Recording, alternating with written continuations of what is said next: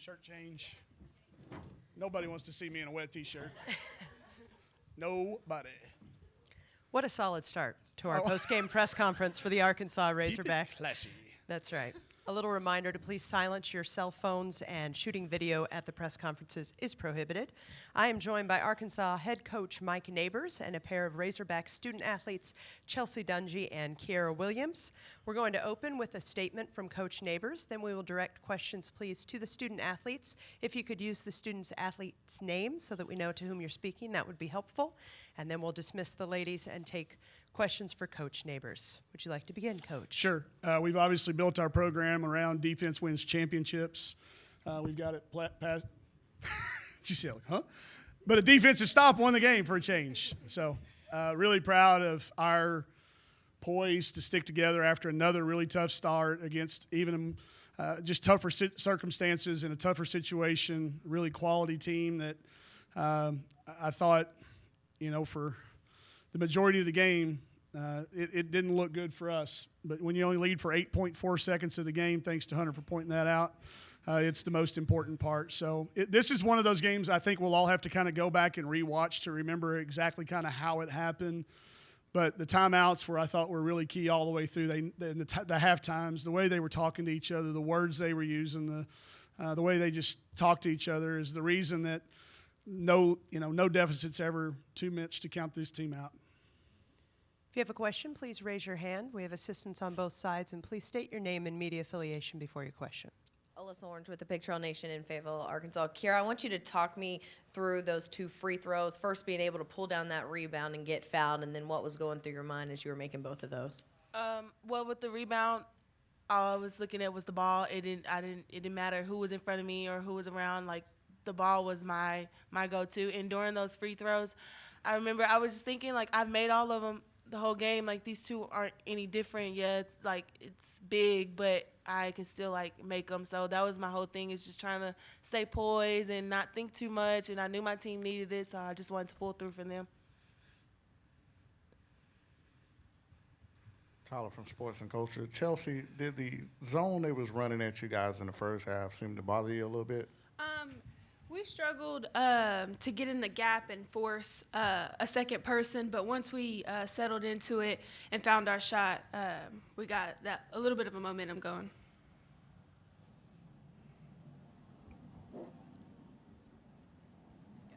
Alyssa Orange again with the Big Trail Nation. Chelsea, what was the message in that final timeout before that defensive stop? Obviously, Kennedy was going to have that ball, so what was the game plan just to play defense as best as you could for 8 seconds? Yeah, just to flood the gap, and we knew Kennedy was going to take that last shot.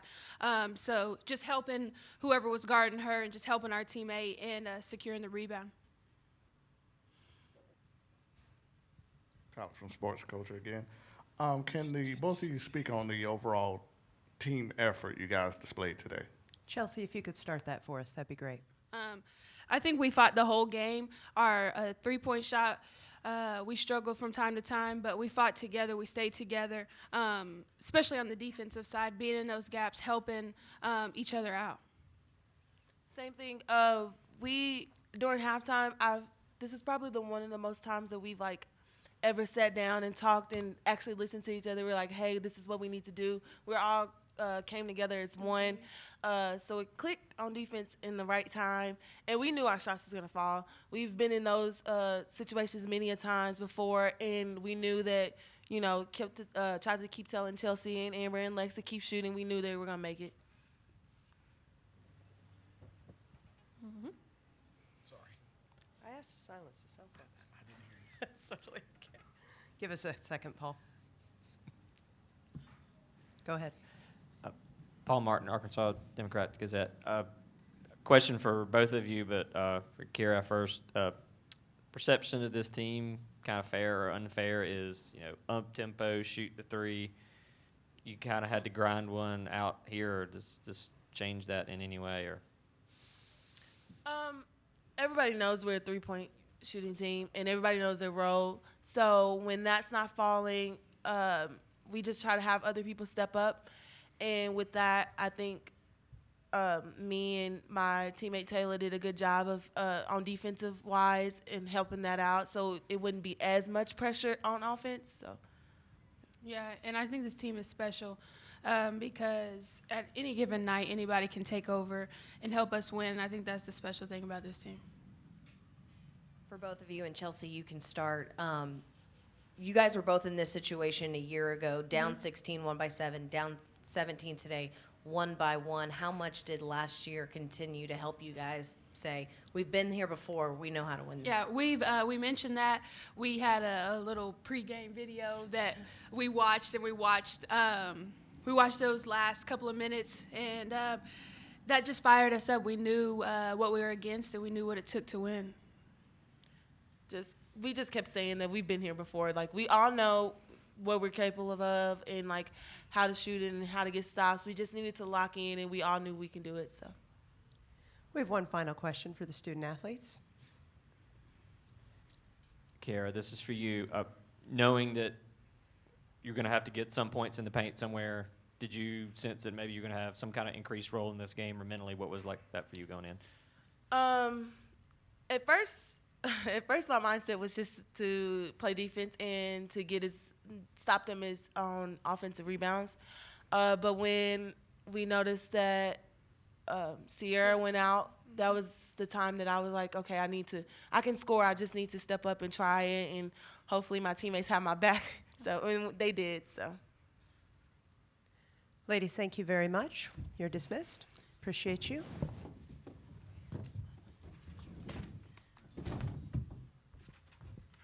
Thanks, Kiara. Questions now for Coach Neighbors.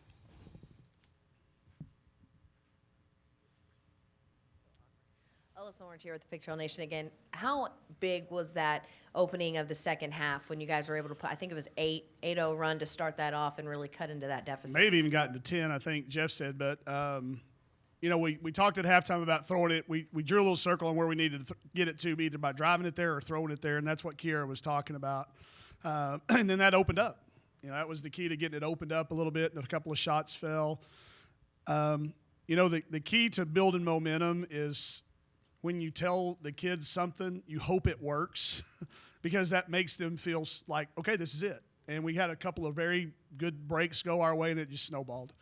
And y'all know our team well enough. You've watched us. When we get just a little bit of momentum, then that crowd roses up behind us, and then everything just starts to click for us. It can be a bad thing for us when we can't find that spark, but I thought the first 4 minutes of the third quarter, our goal is to always make the opponent's coach call a timeout in the third quarter, and we made him call 2. Tyler from Sports and Culture. When the shots went and falling early on, how important was it to get the ball in the paint? Well, with us, it's going to come, but the longer it goes, the more apprehensive you get, and the harder they get to make. So we kept talking about driving it, driving in there and either score or find somebody with a little bit better shot. I thought they forced us to take some really tough shots early on. Their defense was really, really good. When Sierra went out and they went small, it kind of threw us for a little bit of a loop because we weren't as prepared for that lineup. We made a couple of adjustments, and I thought we were able to get it inside, driving it. We had 26 points in the paint against them the first time, and we only had like 6 at halftime. So it was a key to keep us from hanging around, but we're not going to win if we don't make a few threes, and you certainly can't come back. Did you say we're down 17? You can't come back from down 17 with a bunch of free throws and 2, so it was important that opened up the three-point line. Paul Martin, Arkansas Democrat-Gazette. Coach, you said in yesterday's game you didn't want to call that timeout. In this situation, you kind of fell into a media timeout. Yeah. What?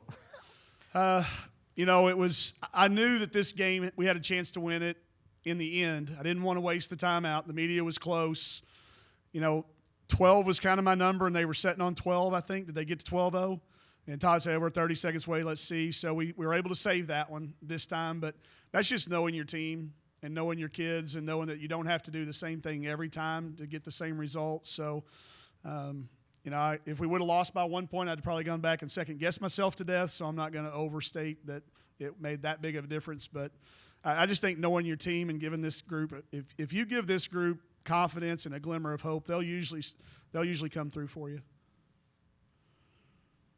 Again, I'll I'll throw two at you. First, a little bit about Alexis. Had an off day today and kind of maybe got a little flustered a little bit there, a little Yeah. bit.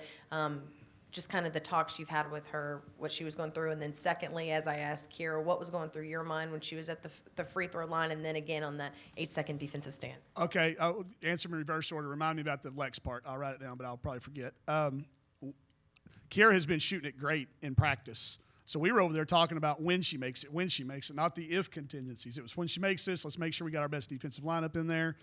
She's a senior.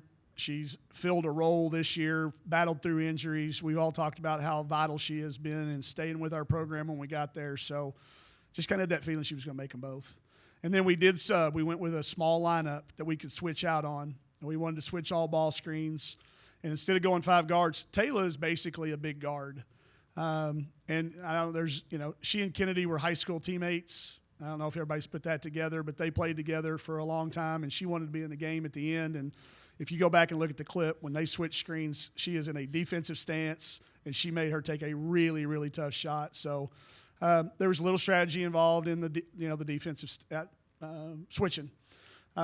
Talking to Lex, she has matured so much. She knows way ahead of anything I'm going to say to her. About the time I get ready to say something, she's already got those words coming out of her mouth. She was going, I got this. I can do some other things to help us win. I'm going to hit a big one. So, and her voice in the timeouts were just as important when we were going offense and defense. So, if we can survive that night, we still haven't had all 3 clicking yet. We've had 2 or 3, but we'll have a night. And it's going to take a night like that tomorrow night to beat South Carolina, that's for sure. Tyler again from Sports Culture. Carolina throws a ton of bigs at teams. How are you guys going to offset that height advantage that they have? We don't have a really good answer for that one. They've really dominated us 2 times with their size. We'll try to turn it into a track meet, but the problem with doing that against them is they're pretty good at track meets too. So there's just not a weakness that they have. We'll have to be on the top of our game and hope we can catch them, maybe looking past to a championship game or something. Maybe the big crowd here, the pressure of playing in front of the home crowd gets too much. They have really established themselves as clearly one of the best teams in the country, and the size is just part of it. It's athletic size, it's agile size, it's strong size, and they know how to play basketball, and they're coached by the Olympic team coach. So got our work cut out for us tomorrow. What, 5 o'clock?